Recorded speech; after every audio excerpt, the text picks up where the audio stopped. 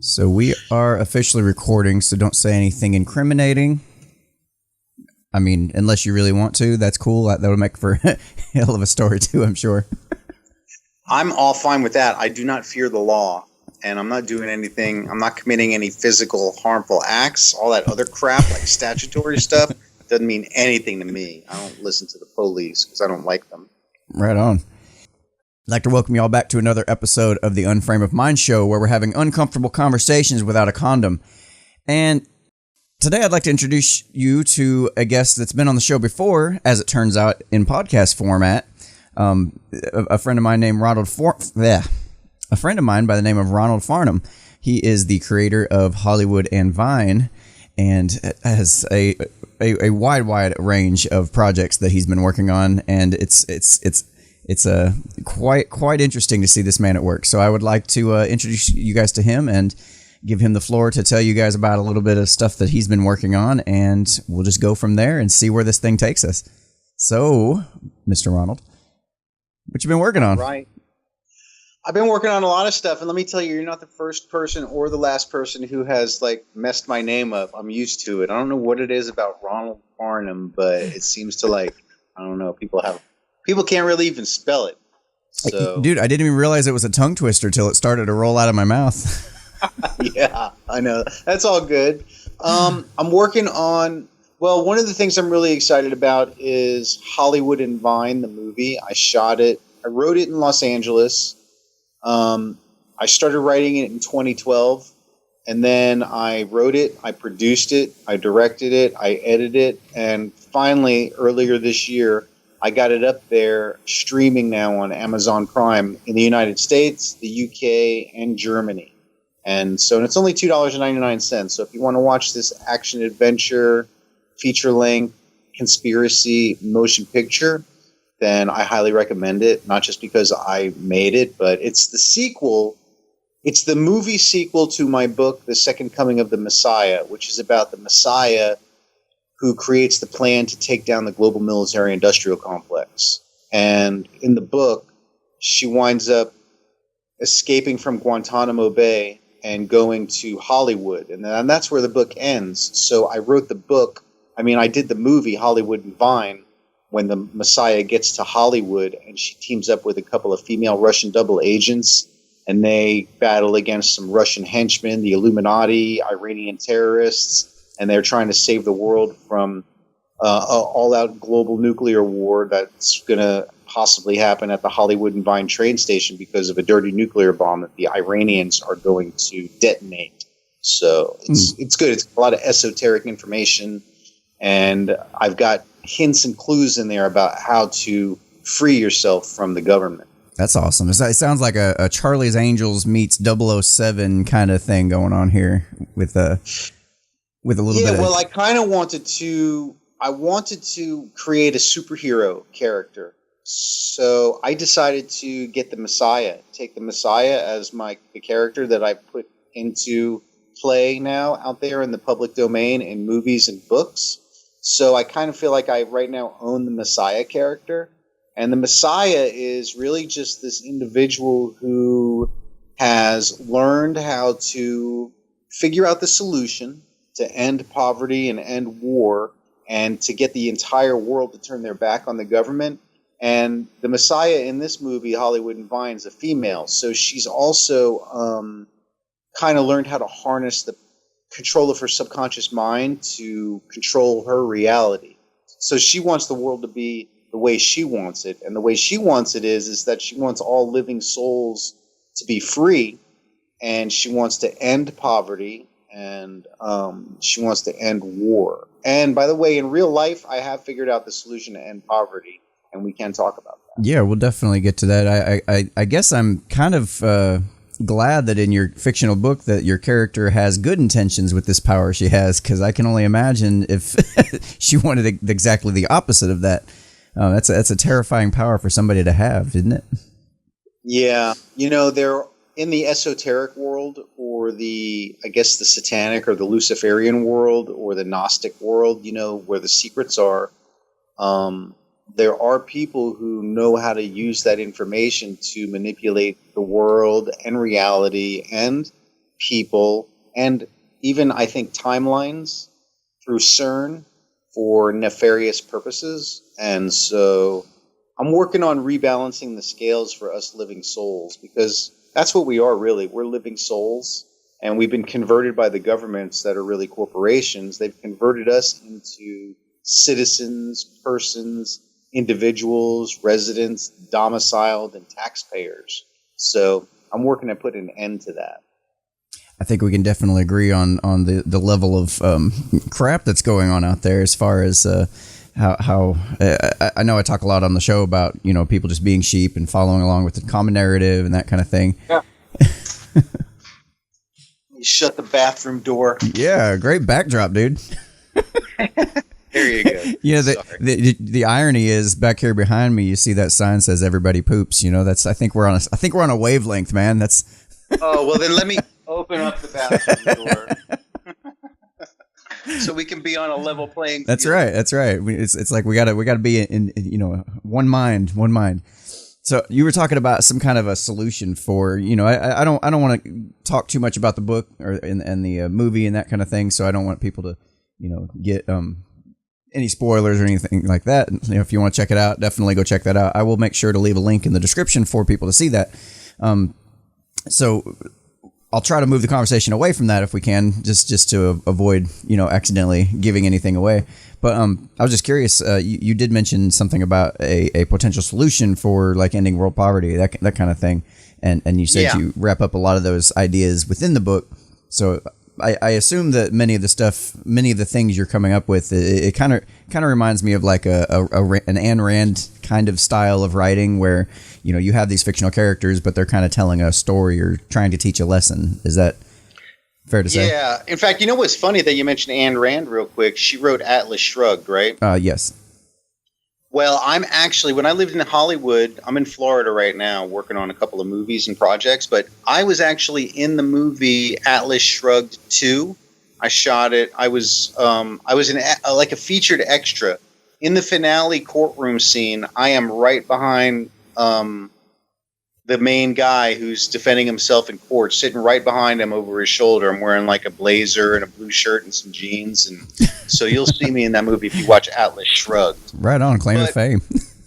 Yeah, I've been in a bunch of stuff. I've been on Rizzolian Isles. I've been on America's Got Talent. I've been on Guinness World Records. I've been on the Mindy Project, Raising Hope. I mean, I was in a ton of, I did a scene with Mark Wahlberg in The Gambler that kind of got cut out when he's at the table with that Korean dealer, and he's like, you know, don't look at him, look at me.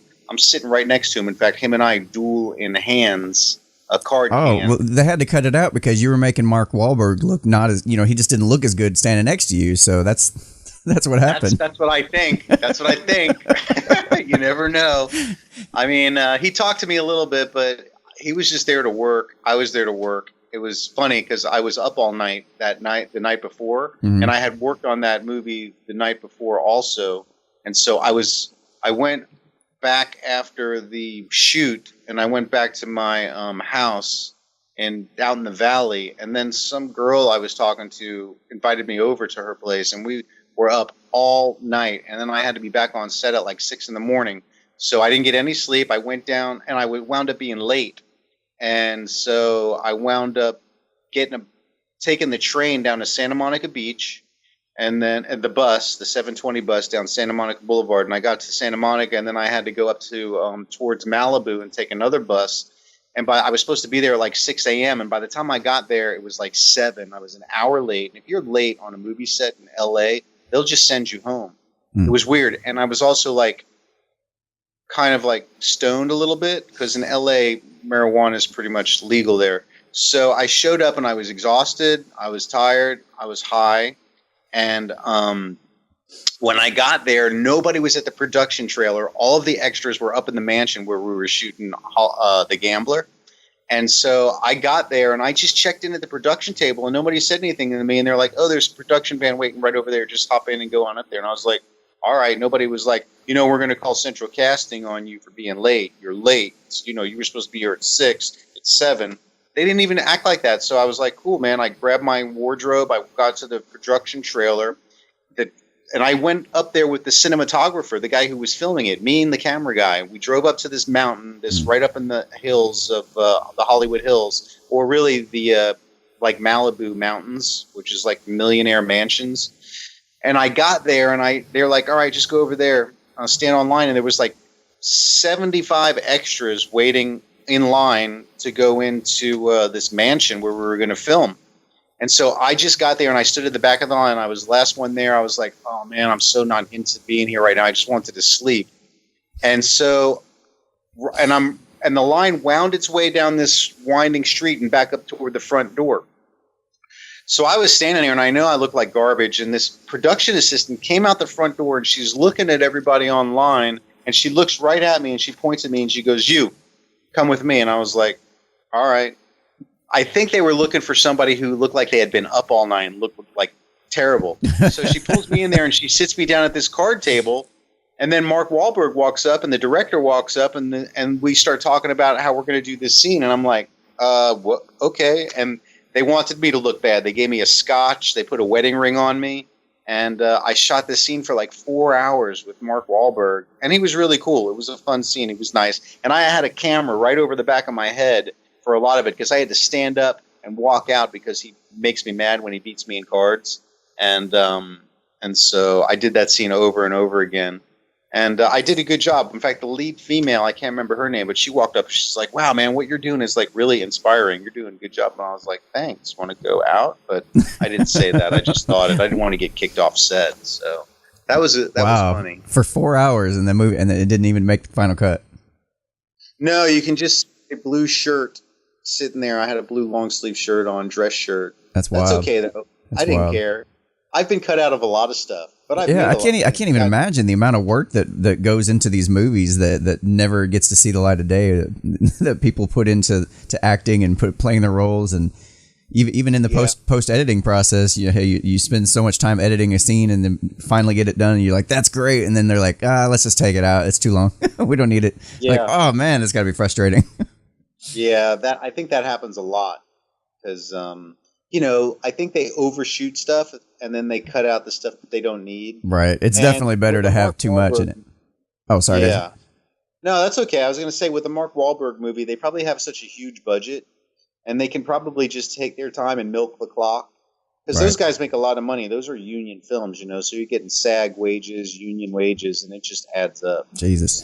So let me redirect it back to you were talking about a potential solution for world hunger. Let me try to see if I can't pick it apart as best I can. See what we can come up with. Perfect. Good. So we can hammer this thing out a little bit. What do you think? I want to make it so that everybody can understand it, because it's a little bit of a complicated solution, but it's really not. I have to lay some groundwork a little bit so you can see where I'm coming from with this. All right. Now, when I first started getting into this whole find the solution to end war and poverty, I used to work for the Department of Defense. And in 2006, I resigned because I was working at Headquarters Special Operations Command as the Pathfinder trainer. I was teaching SOCOM intelligence analysts how to exploit intelligence on the Pathfinder system, which is an all-source intelligence platform. And the National Security Agency emailed me one day, because I was a counterterrorism analyst and stuff like that, about a specific terrorist solution and how to handle it. So I emailed them back a complete solution on how to end terrorist activity. Oh, you know what? I'm sorry to interrupt. I do remember this now. This is part of our last conversation we had. I remember you talking about this whole solution. You can continue to go into it if you want to.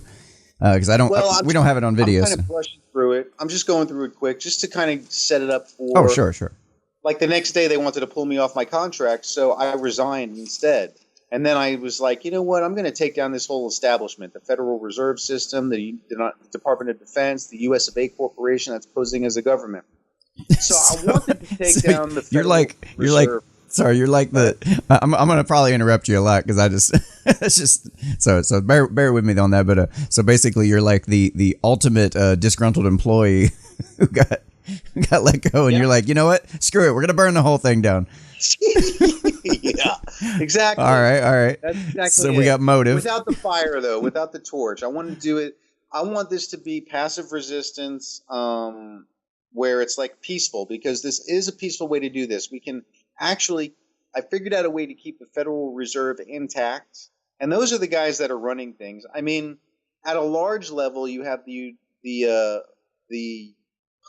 United States Postal Service is really what runs the world. Like, the Postmaster General is really the leader of the world.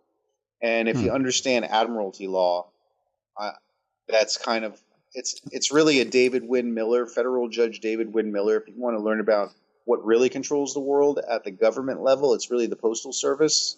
So look up David Wynn Miller, David Wynn, Wynn Miller. Now, what kind of law did you say that was? I've never even heard of that till you said that. It's Admiralty law. Admiralty law. Okay. Yeah. You know, it's weird. I take it for granted that a lot of people understand this information, and I'm starting to realize that I know it so well, it just seems natural to me. So, right. It's the curse of knowledge. Once you know so much, it's like some of this stuff. Like, I'll talk to people all the time, and I study this stuff quite a bit. I mean, I do a lot of research. I listen to podcasts, things, and there's still a lot of stuff that I haven't even learned. It blows my mind. But at any rate, let me let you finish. I'll let you finish laying the groundwork for. Okay. Admiralty law is the law that governs the movement of vessels, like ships. So when you're out at sea, there's the law of the sea. But the governments, the corporations that are posing as governments, have adopted Admiralty law, the law of the sea, maritime law, as our law here on the land. In fact, Washington, D.C., if you look at the Washington Monument, that's really a maritime obelisk showing that it's a sea level on the ground obelisk spire that is signifies that we're using Admiralty law, the law of vessels. Now, your body, your human vessel, is the vessel that carries your soul around in this physical realm from place to place. And your birth certificate is your manifest, your documentation that shows who you are and what your vessel is and what you're carrying around. So you have a copy of that birth certificate, and the state has the original, the main master document. So they literally have physical control over your vessel under Admiralty law. That's why they can haul you away if you go into what's called dishonor. And part of the law is understanding offer, acceptance, honor, and dishonor. And this plays into the solution. So that's why I'm saying it. If someone makes you an offer, like say, for instance, you are pulled over by the police and they ask you for your driver's license, and you say, no, I'm not going to give it to you. Now you've dishonored their offer, and that's an arrestable offense. So what you want to be able to do is either accept or conditionally accept their offer so that you stay in honor. So you can say, yeah, here's my driver's license, and now that you're not going to be arrested. Or you can say, I'll give you my driver's license for $500 and the condition you don't write my name down anywhere. Okay, that's your conditional acceptance. Wait, so are the common patrol officers and the police, are they aware of this particular format of doing things, or is this just something that's been kind of formulated into the system overall, just kind of a standard mode of practice, I guess? Is it? I'm trying to wrap my mind around. Anybody like me who's going to offer resistance in a way or assert their rights as living souls and use offer acceptance, honor, and dishonor are going to be kind of labeled as a sovereign citizen, which is a term that the police have made up, which is kind of an oxymoron, because a sovereign, by the nature of being a sovereign, cannot be a citizen, because a citizen is not sovereign, and a citizen can't be a sovereign because a citizen falls under the jurisdiction of the state. I mentioned those titles earlier. You got citizen, individual, person, resident, domiciled, and taxpayer. Those 6 terms put you under the jurisdiction of the state. So if you're a living soul, then you fall under no jurisdiction and you're not able to be arrested for any kind of a statute. As long as you stay in honor and know how to represent yourself to them as a living soul and conditionally accept their offers. Once you go into dishonor, then you can be hauled away. So, getting back to what I was saying is the solution is you have to stay in honor. This is about putting the banks into dishonor. Now, when I finally left the Department of Defense, I started looking up the solution to end poverty. And poverty is manufactured by the Federal Reserve. The Federal Reserve doesn't print off money.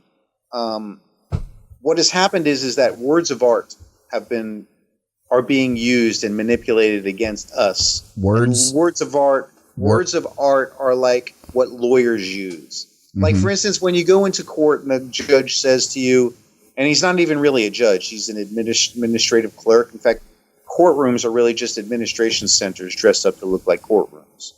But when you go into court, the judge says, "Do you understand the charges against you?" Now, when he says the word "understand," that is a word of art. It's legalese. It's a word of art, and it means, do you take responsibility for and stand under the charges that we are placing against you? So if you say, "Yeah, I understand," like I understand English, like you might think as a layman or a citizen that you don't understand words of art, that the judge is just asking you if you understand English. Do you understand? Then you're going to say, "Yeah, I understand," but you don't. You want to say, "No, I do not understand." And what you're really saying is "No, I'm not taking responsibility for this. This is garbage. This is a lie.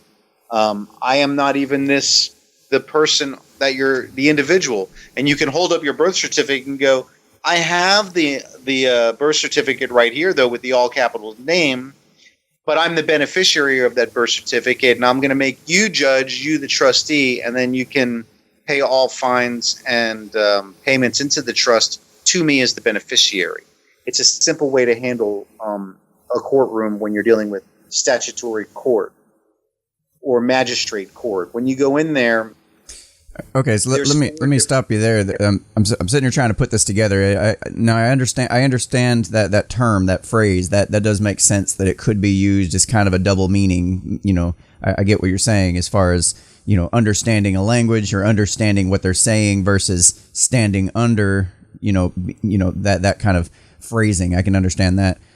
You kind of lost me on the next part where under the birth certificate and all of that, all that what you just said, you kind of lost me there. So and the reason I think the reason you lost me is because I started to think, based on what you're saying, has this ever been tried, or is this something that you've done yourself to test this theory, or like how do you know? I guess is the nuts and bolts of that. Yeah, I've actually tested this theory a couple of times, and I've actually gone to jail, but wound up getting off with really no charges. In fact, the last time I tried it, I was in Augusta, Georgia, at the Augusta Mall in Richmond County, and I had just published my DVD Renonymous on Amazon, and Renonymous is about me. I made a fictional story about a guy who got sick of Anonymous, because Anonymous, I can understand what they're trying to do, or I can kind of respect what they're trying to do, but they're not really giving us any solutions, any actions to take.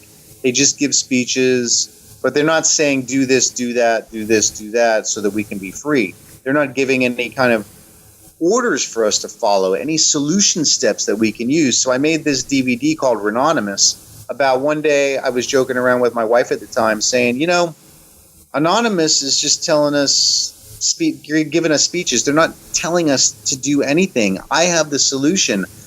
I think I'm just going to become Renonymous. And we both laughed at it. And I was like, you know what? I think that's a good idea. I'm going to make a DVD. I'm going to call it Renonymous. It's going to have the first step of the solution, which is to turn in your birth certificate to the state. And then make a new certificate of live birth for yourself, so you have the master document for your body, so that you're no longer being kind of held as cattle by the state, so they can't come and haul you away. If you send back your birth certificate with a letter saying, I'm sorry, you guys have this, I'm not even in contract with you, signatures invalidate contracts, I never signed that birth certificate contract anyway, it's a unilateral contract, it's not even valid, I'm going to make my own master title, and then you make your own master certificate of live birth with all your vital statistics on it, make a copy of it, and then send the copy back to the state. Because whoever holds the master document is the one who can make the copy of it. That's why you have to call the vital statistics office and get the copy of your birth certificate, because they're the ones that have the master title. So if you go into court, which I did, and I said, I don't understand what you're saying, and I realized that we were in a lower level magistrate court.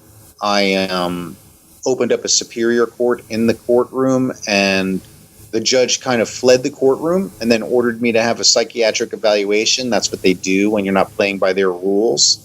But I never had a psych eval. They just kind of locked me up for about 4 or 5 days and wouldn't feed me, and they tried to starve me out, and they tried to make me admit to the name that they had on the paperwork, and I wouldn't do that.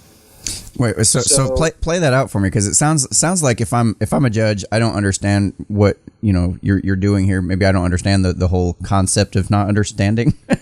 I'm trying not to get the two terms mixed up, but I think you're with me so far. Maybe I don't understand it. Maybe I really do think you're kind of crazy. Maybe I really do think, okay, this guy's playing games with me, or he really doesn't understand, and I'm not speaking clear English to him, or I don't know what the problem is. I mean, if I was in that position, I would probably have you put under some kind of psych evaluation too. But you said you didn't get put under psych evaluation by the judge's order. No. You got put into jail. Yeah, it's all business. 4 or 5 days. You go into a courtroom.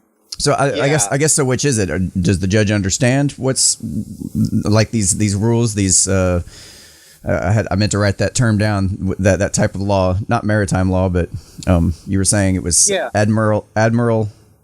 Sorry, it's maritime admiralty law. Admiralty law. So does the judge? Thing. I guess my question is: did that judge, you think, understand admiralty law, or did that judge not understand admiralty law?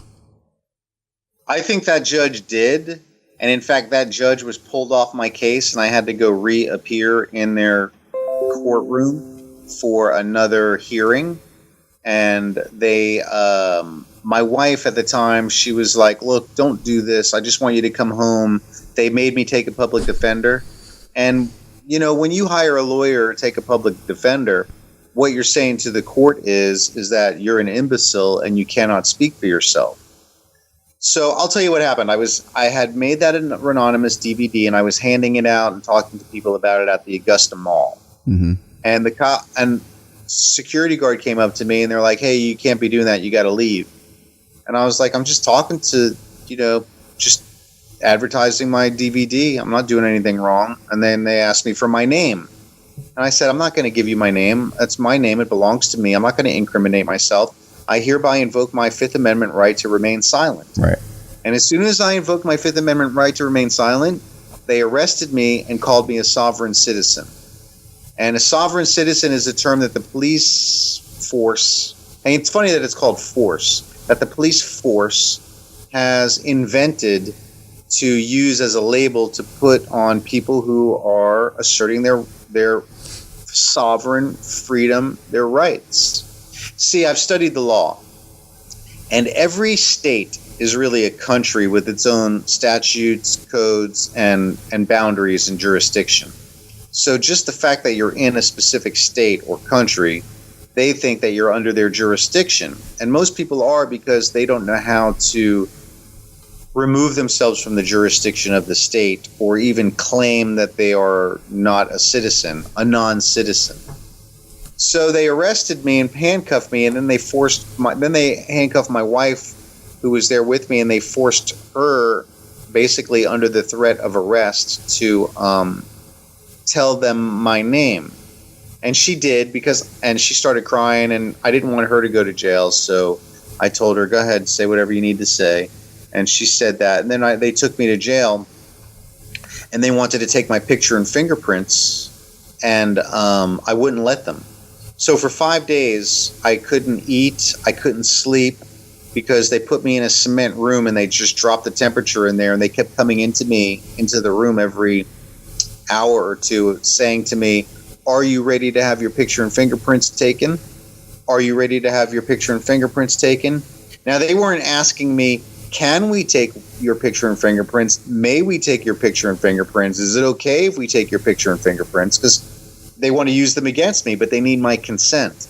So I wasn't going to consent. I kept saying, "No, they're my biometrics and you cannot have them because you're just going to try and use them against me." So no, you can't. But yet they were freezing me out. I was in shorts and a t-shirt because this was like July, August in Augusta in 2016. Right. So I was freezing in there. I couldn't sleep. I couldn't lay down because I was in a cement room.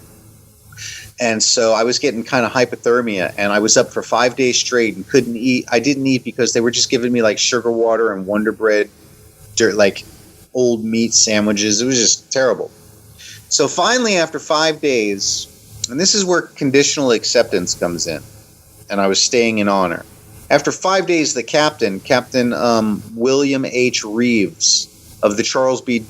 Webster Detention Center. That's where they take people in Richmond County, Georgia, when they arrest them, to the Charles B. Webster Detention Center. And is this why they call it Captain? You think that Admiralty law?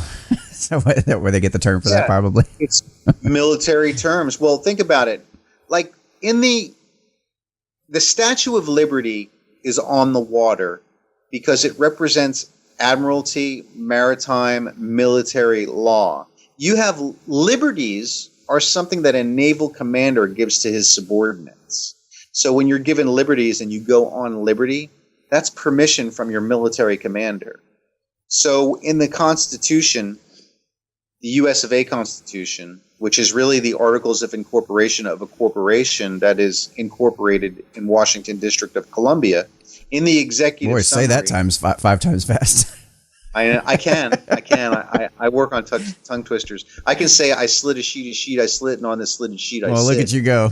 You got a real skill, man. You should take that somewhere. So, sorry. I got that from the movie The Jerk. For fear of getting too far off path here, let's maybe go back to your arrest and how you tried these laws. Yeah, so I'm in the cell, and it's been 5 days now, and I'm in there by myself, and I haven't eaten or slept, and the captain comes in. And he says, "Hey, man, what's your problem? You're giving my guards a hard time. You won't let them take your picture and fingerprints." I was like, "That's right. They're my biometrics, and they belong to me, and you can't have them." I said, "I'll tell you what. I'll give – and they would – and now the 5 days I was in there, they wouldn't let me speak to a lawyer. I kept asking and banging on the window. They even chained me to a chair to make me shut up because I was banging on the window going, I want to speak to my wife. I want to speak to a lawyer. You can't just hold me here." And they wouldn't. They violated my human rights. They didn't even send in a doctor to check on me to see if I was like diabetic or hyperglycemic or something like that. Mm-hmm. But I'm not. But the point is, so he comes in and I said, "I'll tell you what, you can take my picture and fingerprints for $2,500 payable in cash right now. And if you don't pay me right now, it's another $2,500 per minute until you pay me." That was my conditional acceptance. So he turned and walked out.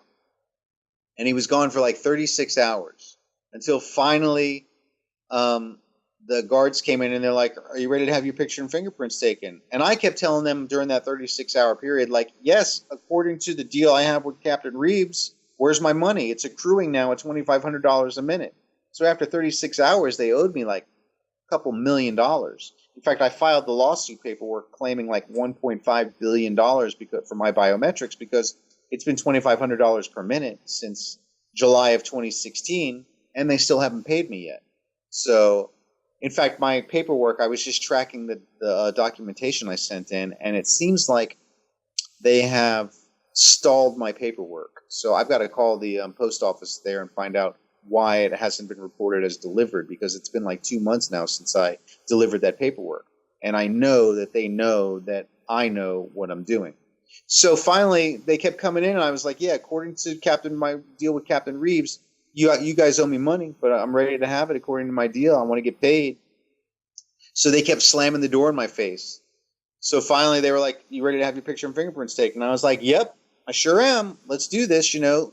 And they took my picture and fingerprints. And when they took my fingerprints, I had to sign for them, and I put under duress in the signature block, and then they hauled me into court. So when I got into court, the judge asked me, this Judge Booker, she asked me, do you understand the charges against you? And I said, no, I do not. And the Superior Court of the state of Georgia is now open and in session. And it is my wish that you remove these chains from me and drop these charges immediately. Now, when I make a wish in court, that's an order to the judge. And when you make wishes, those are orders. The judge has to follow your orders because they're really subordinate for you. But at that point, the judge was working for the state and the prosecutor's working for the state, the same entities that are, that's prosecuting me, so that's a conflict of interest. So the judge, immediately when I said that, she ordered me to have a public defender and to have a psych eval, and then she fled the courtroom. So they took me in and they ordered me to have a public defender, and this public defender came in. His name was William Stuckey. He's a slimy reptilian scum of the earth. He came in and he even told me he was a Marxist and he thinks there should be more people in jail. He loves it. He wants as many people in jail as possible. Total, Sounds like a real winner. Yeah. So I told him, I go, hey, they've been violating my rights. I opened up a superior court. And he's like, look, you're a one-man army against an army of thousands, and you are not going to win. If you keep this up, you're going to wind up in a jail cell, and no one's ever going to see you or hear from you ever again. Your wife wants you to come home. You have to play by our rules, and you're not going to win. So I said, all right. So I just pled not guilty, and they sentenced me to 1 year. They charged me with trespassing and obstruction of justice. Now, why was I trespassing? I wasn't trespassing at the Augusta Mall because it's a mall. You can't really trespass there. What people don't realize is that when you enter a courtroom or a so-called courtroom, you're really entering a ship that is dry docked on land in a foreign state. So when I left the state of Georgia, or the country of Georgia, you could really call it, and entered their court, I was really trespassing on their vessel. Wait, even though they're the ones that brought you in there? Yeah, chained, hands and feet chained like a freaking murderer. That's kind of against the definition of trespassing, isn't it? Yep, I agree with you. That's a very good question. I'm hoping that the people that are listening to your show are going to be listening, going, yeah, that is, criminal activity. It's assault, it's battery, it's kidnapping, it's it's violation of my human rights, my rights as a living soul. Did your documentation say specifically where you were trespassing, or did it say? Did it just say trespassing and left it vague, or? Yeah, just said trespassing. So they also gave me a year probation for each of those counts of trespassing and obstruction of justice. But here's the funny thing. I know for a fact that there was no stenographer in the court, so everything that happened in that courtroom was hearsay. And there was no stenographer, there's no court record while it's ongoing, so anything that goes into the court record later is just hearsay and is not on the record anywhere. They just mark some boxes and write some words down. So when I called the probation office, I told the probation office that, hey, I don't have probation. The judge said that there is no probation, and my probation is satisfied as soon as I pay like $100 fine for each of the things. I had to pay like $200. And I paid them in promissory notes, and they dishonored them. So I put them in dishonor, and that's going to get towards this poverty solution. Because the Federal Reserve System prints off promissory notes, not money. In legal English, money is gold and silver. And Federal Reserve notes are not money. They are just promissory. Now you're entering my realm of knowledge. Let's continue. Yeah. Go ahead and continue. So I called up the probation office and I told them I have no probation and you can't prove that I do, and there is no probation. So they said okay, and I said you need to give me a letter that says that there is no probation.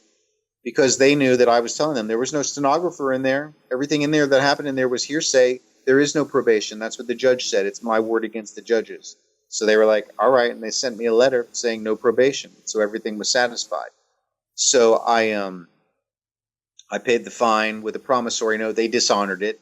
And then they upped my fine to like $400. And I paid that in cash because my wife was just like, can you just please get this over with so that this isn't like weighing you down and a burden? So I said, fine. So I paid it. I'm doing an interview. So we're live. So I did that. Now, Wait. So you said how that thing you said you paid it in promissory notes and they dishonored it. What did you mean by that? How did they dishonor it? Okay, dishonor means to not accept. So like when someone's making you an offer, like if I say, "Hey bro, can I borrow your car this weekend? I got a date and my car's broke down." You can dishonor me by saying, "No, man, I'm not letting you borrow my car." Now that like puts a strain on our relationship, and it's just you've dishonored my request. I'm making you an offer. My offer to you is, can I borrow your car? Now you could say, "Yeah, man, go ahead. Here's the keys anytime. Just, you know what though? Will you fill it up with gas if you do it?" And yeah, that's fine. That's your conditional acceptance of my offer. You can borrow my car if you fill it up with gas. Okay, deal. That's your conditional acceptance to my offer. When a cop throws his lights on behind you and pulls you over, his lights are an offer for you to pull over. That's an offer. If you don't pull over, now you're in dishonor, and they can pit your car, spin it around, yank you out through the window, beat you and arrest you, and they treat you like a dead person, and they haul you off to jail. Wait, so if you ask, like, say you ask me to borrow your car, and I say, no, man, I'm not going to let you borrow my car, you know, and then I say, well, because, you know, last time you borrowed it, you dinged the door, you never fixed it. Like, would that be considered a conditional?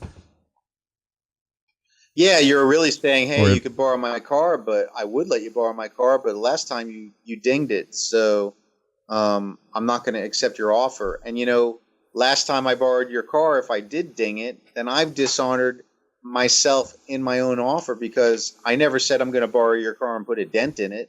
Yeah, I guess I'm just trying to wrap my mind around your framework here. Just trying to wrap my mind around it. It's like anything. Let's say you're walking down the sidewalk and a pretty girl passes you by, and you look at her and you smile, and she doesn't look back and she just looks away and doesn't smile back. She's dishonored your offer to have some kind of a friendly relationship. Or if she smiles back, now she's accepted your offer. And that's an acceptance. So now you have a relationship that might continue from there. So you can go over and talk to her and go, hey, you know, how you doing? Blah, blah, blah. Would you like to go out? Well, I don't even know your name. I'll go out with you, but I need to know a little more about you. Everything is offer and acceptance at every level. Like even if you, like the cop asks you for your driver's license. Yeah, I'll give you my driver's license on the condition you don't write my name down anywhere because it's my personal name, it's my commercial name, and it belongs to me. That's my conditional acceptance. Now, they either have to accept and I've done that. I was selling bed sheets about 5-6 years ago. My sister has an import business, and she was importing bed sheets, and I was selling them roadside. And I was in my sister's driveway doing a yard sale. And we had a tent set up, and we were making like $1,000 a day on bed sheets. But you can only have yard sales in your yard, like only for a certain number of days per month. Otherwise, you're going to get harassed. So the cops came and they were like asking me for my ID, and I said, I'll give you my ID on the condition you don't write my name down because it's my commercial name and it belongs to me.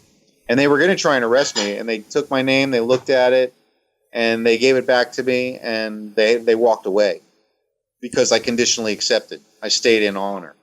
And so that's an example of how I used, conditional acceptance. All so right. With the promissory note, they dishonored my promissory note. The probation office did, meaning they went into dishonor by not accepting it. They said they don't accept promissory notes, yet they keep them. But they'll accept Federal Reserve notes, and those are promissory notes. So they just didn't want to accept my promissory note because they don't want all of us living souls to have financial freedom. Because let's say you wrote a $1 million, I wrote a $2 million promissory note to the Space Coast Credit Union, the Space Coast Federal Credit Union here in Florida, in Brevard County, Florida. Really, they're all over Florida. And I sent them a $2 million promissory note for deposit. And I wanted them to take it's a bond. I wanted them to accept my bond, type in the digits. They go into their computer and they type in $2 million into my account. Then they take my promissory note and they put it on a stack of other bonds. And then at the end of the month, it goes to the bond market for sale on the bond market. And then I can go and withdraw Federal Reserve notes from my account and go spend them on the open market, at the store or whatever. So I called the Space Coast Credit Union because they shut down my account because I had tendered the promissory note and I had sent it to the chief financial officer. So when I called the chief financial officer to ask why he dishonored my note, which dishonoring my promissory note is a felony of misconduct in public office, according to the fact that they have to be accepted according to the Bills of Exchange Act and the Negotiable Instruments Act. If they don't, then they're committing a felony of misconduct in public office. So they dishonored my promissory note, and the chief financial officer resigned and left, and I couldn't get in touch with him. So I emailed Pam Bondi, the Florida State Attorney General, and I told her, I said, look, the Space Coast Credit Union dishonored my promissory note. They committed a felony of misconduct in public office, and I want you to do something about it. And she emailed me back, and she said, she told me via email, and I have the email, that she refused to discuss promissory notes with me. And she ended it at that and cut off communication. Because this is legitimate. This is part of the solution that I'm talking about. I've created and I'm not the first. I didn't originate this idea. Yeah, so let's get back on track with that because I think we're already running up about 45 minutes now. Okay. And I'm gonna have to start heading to work here pretty soon. So let me get you back on track for your solution there for that. So we were talking about let's see. So we're talking about promissory notes and we're talking about Admiralty law and that kind of thing. And then let's continue that thread and see where that takes us. Okay, the solution is the promissory note.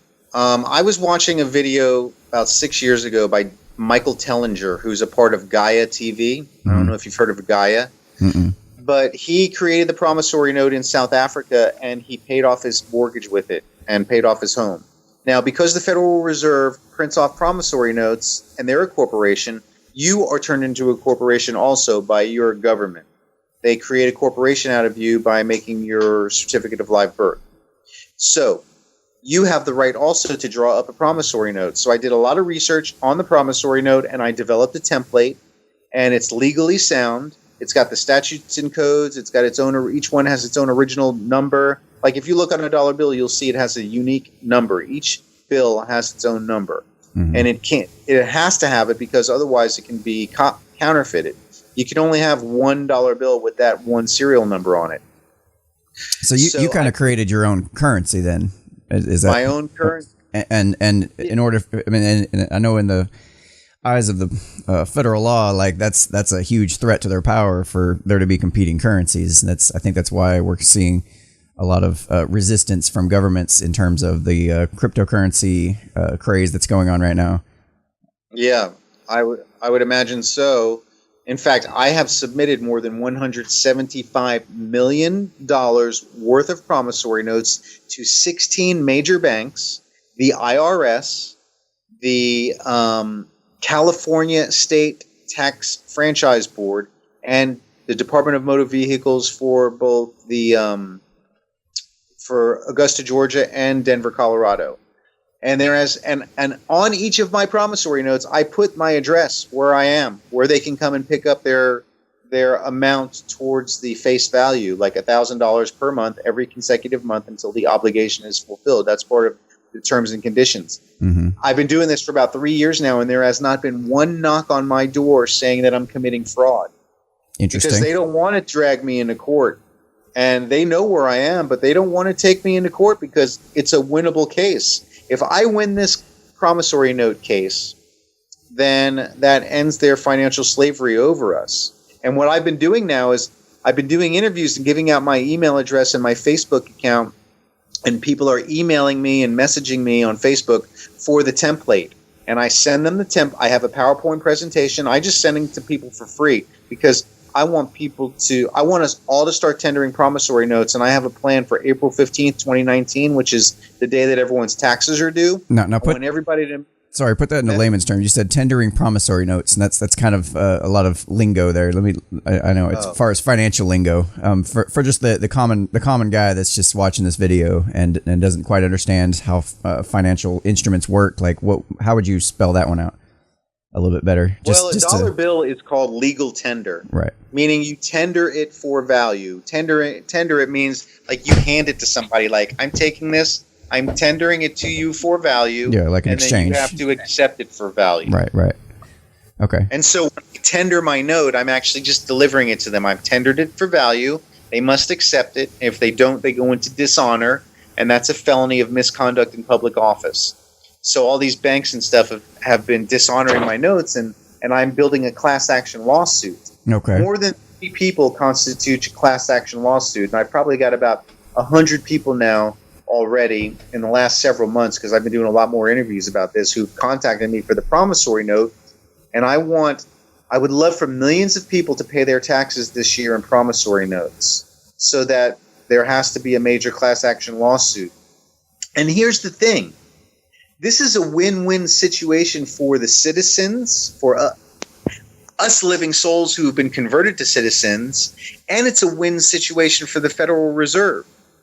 And it's a win situation for the world. It ends poverty, period. If everybody tenders their promissory note to the bank, and the bank takes it, accepts it, and puts the digits into your account, now you got $1 million or $2 million.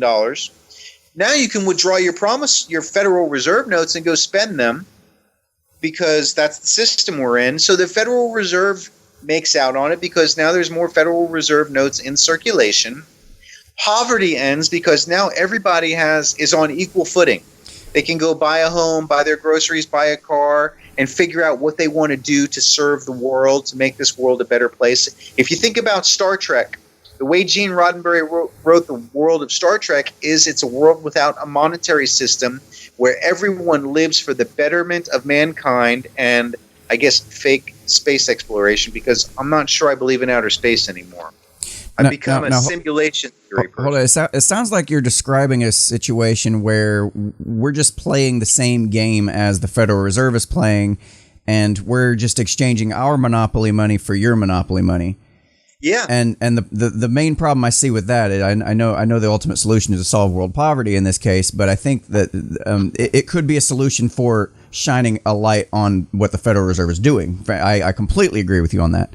The problem is you're not actually creating any value. That's what money's supposed to represent. You're creating currency, or you're creating a like I said, a monopoly money to combat other monopoly money, but you're not actually creating money or value, and that's not going to directly. I mean, ideally, at first, yeah, I could take that money, I could take that promissory note, turn it into the Federal Reserve, or turn it to the bank, and the bank gives me Federal Reserve notes, and then I can spend that.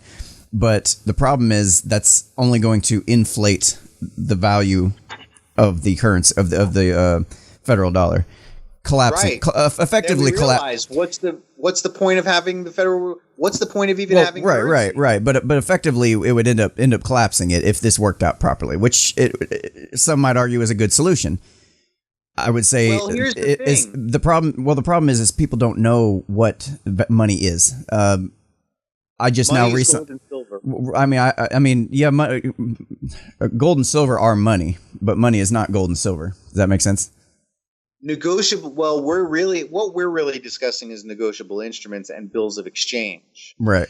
Dollar bills aren't money. No, not at all. They're currency. Gold and silver. And look, most people only speak slang or formal English. Right. I speak a certain amount of legal English. So when I say money, I'm saying gold and silver. Right. And when I say bills of exchange and negotiable instruments, I'm talking about Federal Reserve notes and promissory notes. And the main thing...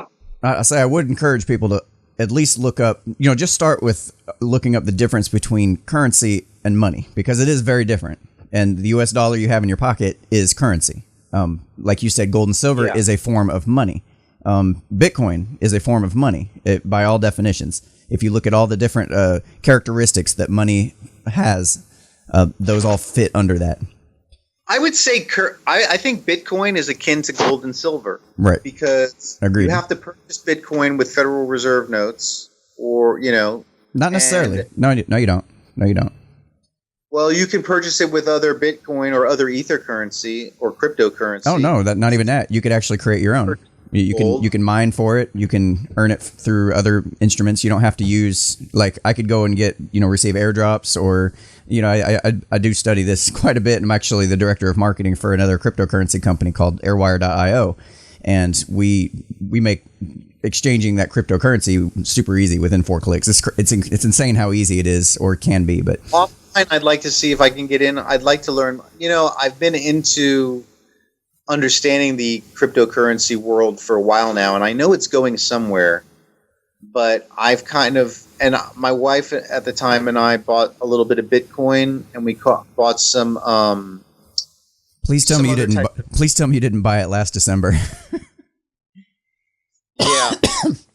Did you? Right before the whole market tank. It seemed like as soon as those guys who created Bitcoin started doing interviews on TV, like over the past several months, the whole thing just bottomed out. Yeah, well, tanked isn't exactly the right word for it. I would say it corrected, because we're still, the Bitcoin industry is still, the crypto industry is still up from where it was, just not that up. That was just a lot of media hype, and all it did was correct back to where its normal levels were and its normal growth rate. I'll say if you're looking for a real solution, and if instead of having your own promissory notes, I'd say try looking into crypto and maybe evangelizing that if that looks like it could be a potential solution, because it does do the same. It does achieve the same goal of delegitimizing the Federal Reserve and delegitimizing currency. And as people get into it, they do start to understand the difference between money and currency and how worthless your U.S. dollar really is. So that might be another solution for you to look down. I don't mean to cut you off one more time, but I'm running out of time here. I do mean to ask you one more thing, as far as more of the philosophy behind poverty. And when you say solving world poverty, it kind of implies that poverty is a problem. And what I mean by that is I don't think poverty in and of itself is evil or wrong or necessarily bad. I think it serves as a good signal to people about what not to do. It serves as a signal for, okay, this person is in poverty. Why are they in poverty? What decisions did they make? And how do I avoid making those same decisions? It serves as a useful instrument for good. So to eliminate it would eliminate that signal for people to understand what's not correct thing to do. Does that make sense? More of on a philosophical level. I think coming from a certain standpoint that makes sense, but from my position, the way I see it is that I feel like poverty is completely manufactured because of the existence of currency and the Federal Reserve note.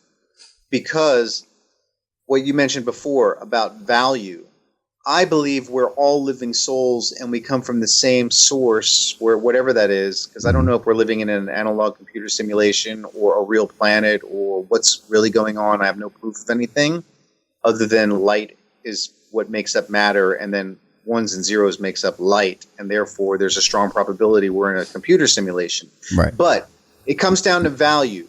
When you go to work based on your education, you're going to be given a certain amount of value per hour in Federal Reserve notes that you're going to get paid. And some people can't get a job that pays enough to be able to afford all the things that we need today to so-called survive. But where is your value? Your value is in your signature or your autograph, really your autograph. And so why is one individual or one living soul more valuable than another? They're not. It's a manufactured form of perceived value by the Federal Reserve that has caused poverty. There is really no reason for people to be living on the streets homeless while there are empty homes that people can't afford to live in. Dude, I totally agree with you on the fact that the Federal Reserve and that kind of thing has suppressed the value of a dollar so much that it does create this artificial poverty. And that is a problem. I completely agree with you on that. The idea that everybody is worth the same amount. I fundamentally disagree with that, because there are different characteristics in people that do make them more valuable in some positions than others. I mean, for example, when you play basketball, if I would never make it in the NBA because I just don't offer that kind of value. I'm not equal to Michael Jordan in any way, shape, or form. I'm not tall enough. I'm not athletic enough. there is certain, if you take look out at the value you're offering right now as a show host, right. Putting out It's a different kind of value. It's a different kind of value. So I don't think the value that is actually held up in my signature or that kind of thing, which you were talking about. I think it's more wrapped up in the skills that you bring, the production that you can offer. Just a basic laborer. Your value is in how many of these gizmos can you create in an hour, and then you get paid accordingly to that. I just don't think, I think fundamentally, I think we're on the same page as far as like identifying the problem. As far as the solutions, I think we might differ just a little bit, but I think I find with most people that tends to be where we're at, and this whole political environment right now that we're all in, where everybody's like at each other's throats. I think everybody kind of recognizes there's a problem, and I think fundamentally everybody's just pissed off because they have their own solution and just not sure how to implement that just yet. So I hope people can finally see that the real enemy is the monetary system they're under, the crap that they're being subjected to, and I think we totally agree on that. It's just a matter of getting people to wake up and see that. Is that a fair summary of what we've been talking about today? And that's a good thing, because at least we're sitting here talking about solutions. Right. We could just be sitting here talking about problems and not offering solutions. But you've offered solutions, I'm offering solutions, and that's a step in the right direction for us as a species. And that's why I'm offering people. I just want whoever's interested, give them my email address or post my email address, farnham.ronald@gmail.com, or hit me up on Facebook, ronald.farnham on Facebook. And I'll send you the promissory note template, a sample promissory note, and the statutes and codes that support what I'm talking about. I agree with you. I would love to have just any kind of a solution that can get us out of the plight and slavery that we're in today. Because look, you have to go off to work, where we could sit here and talk for another hour or so, but you got to go earn Federal Reserve notes. It's just the way that life. Got to pay my bills, man. I get it. Bills. And I respect that. That seems like a good. I have a friend who's on the brink of suicide right now, because he realizes all this stuff, and he feels like such a slave that he really truly doesn't want to live anymore. And I'm talking to him weekly, saying, "Look, man, it's you got kids. I just want you." He's like, "I can't take this slave situation anymore. I got to go. I got children. I got to work. I'm unhappy. And he knows all the conspiracy stuff that you and I probably know. Mm-hmm. And he sees it for what it is. And it's just like broken his heart and his will. And it just doesn't have to be that way. Right on. We'll keep talking to him. And I think that'll be a good note to wrap up on. I appreciate you coming on. This has been a fantastically interesting conversation, and I'm glad we were able to find a point of contention, because I think that makes things just a little more interesting. But at any rate, man, I appreciate you coming on and talking about it, and I will be sure to leave all the links for all the important information that we talked about today in the show notes. Awesome. All right, man. Peace. Dude.